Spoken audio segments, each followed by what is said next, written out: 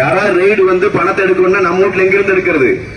இருந்தா தான் எடுக்க முடியும். நம்ம வீட்டுல எங்க எடுக்கிறதுக்கு? அவன் வச்சுட்டு போனதான் உண்டு. ஆனாலும் கூட பணம்னு வச்சிருந்தா பர்சனல் ஒரு 2000 வச்சிருக்குமா?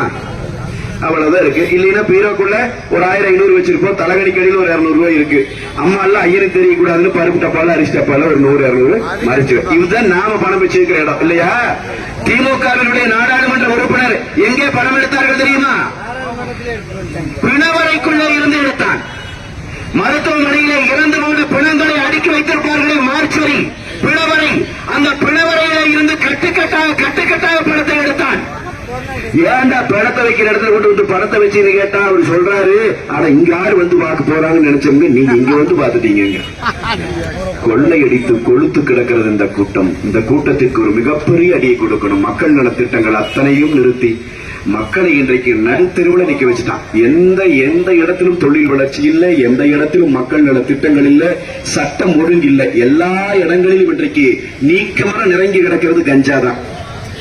எல்லா இடத்துலயும் கஞ்சா வியாபாரம் நடக்குது. உண்மையா இல்லையா? நான் போய் சொல்றேன். தமிழ்நாட்டில் கஞ்சா கிடைக்காத இடம் ஒரு இடம் உண்டா? இன்னைக்கு சகல இடத்துலயும் கொண்டு போய் சேர்த்திட்டான். பள்ளிக்கூட கல்லூரிக்கு நம்முடைய பிள்ளைகளை நாம் அனுப்புகிறோம்.